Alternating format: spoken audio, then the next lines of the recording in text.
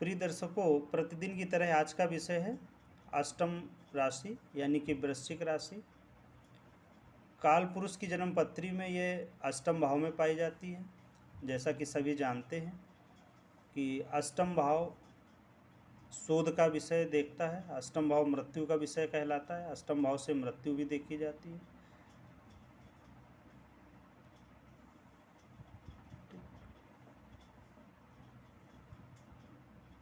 अब हम लेकिन यहाँ बात कर रहे हैं लग्न या चंद्र लग्न की, लग्न या चंद्र लग्न की।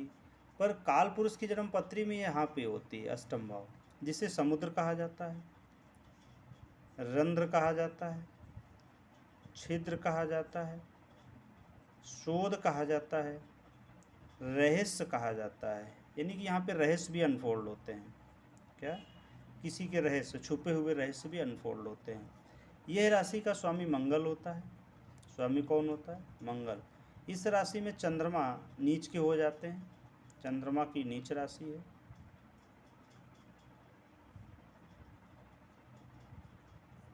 ठीक, जल तत्व की राशि है ये, इसका जल तत्व होता है।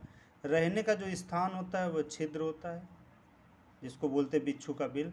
बिच्छू हमेशा अपने बिल में रहती है, बिल होता है। जल तत्व तो है इसमें, लेकिन जल समुद्र का जल है। कौन सा? समुद्र जल है, यानी कि अशुद्ध जल है इसमें। तो इस जातक के थोड़े विचार भी अशुद्ध रहते हैं। क्या रहते हैं? इनके थोड़े विचार भी अशुद्ध रहते हैं। इनके, इस जातक के विचारों में थोड़ी अशुद्धता रहती है। इसको समझना बहुत मुश्किल होता है, चूँकि रहस्य है ये, समझना बहुत कठिन होता है, क्योंकि एक रहस्य है ये। क्या है? एक रहस्यमय पुरुष होता है, स्त्री पुरुष जो भी कुछ होता है। सम राशि के अर्थ से आपको पता है, सम है अर्थात स्त्रीलिंग है। ठीक, और रहने के स्थान बता दिए आपको, छिद्र है। स्थिर राशि गिनी जाती है, जैसा कि मैंने कल बताया था। ऐसे आप देख सकते हैं, चर, स्थिर, द्विस्वभाव, स्थिर राशि है। ठीक, कैसी है? स्थिर राशि, यानी कि दृढ़ संकल्प इसका मजबूत होता है, जो भी कुछ सोचेगा वो करेगा, है ना। और इसको, इसमें 3 नक्षत्र होते हैं। कौन कौन से?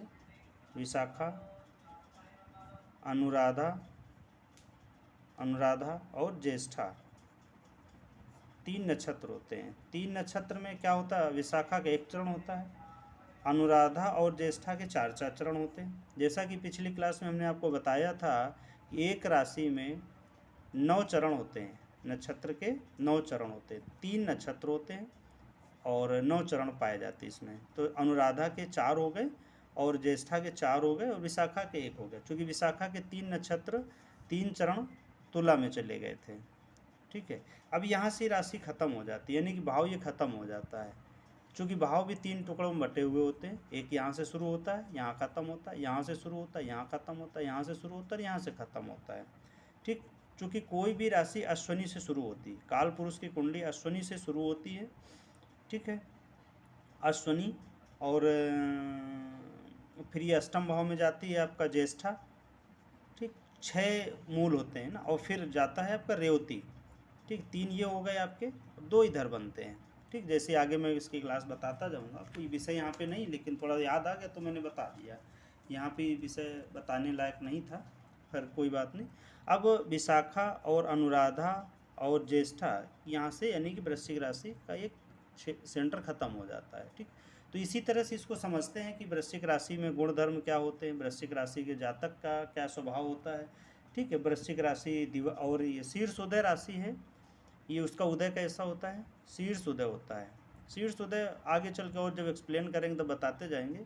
और ये जो दीवावली राशि है, दीवावली, यानी कि इस जातक के राशि, इस राशि के जातक हमेशा दिन में कार्य करना ज़्यादा पसंद करेंगे। ठीक है, तो आपको इसी तरह से इसको समझते रहना है, क्योंकि ये कोई भी राशि को समझना बहुत कठिन होता है। और ये बेसिक नॉलेज है, बेसिक नॉलेज बिना समझे आपको, मुझे नहीं लगता है आगे कोई भी चीज़ समझाई जा सकती। अब हम थोड़ा इसके शारीरिक बनावट की बात कर लेते हैं। इन जातकों के सीने थोड़े चौड़े होते हैं। अब अगर स्त्री है तो आप स्त्री समझ सकते हो, उसके बच्चे थोड़े बड़े होंगे, और पुरुष है तो उसका सीना थोड़ा चौड़ा होगा।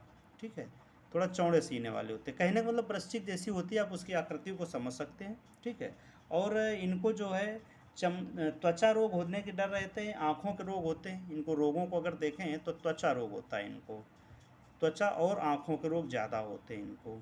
इसका कारण फिर वो आगे डिटेल में जब मेडिकल एस्ट्रोलॉजी बताएंगे तब आप लोगों को बताने की कोशिश करेंगे। ठीक है, आप लोग इसको देखते रहें, समझते रहें, और ये बहुत बेसिक नॉलेज को लेना बहुत काम का विषय है। आप सभी लोगों को मेरा प्रणाम, और आप देखते रहें, इसको समझते रहें।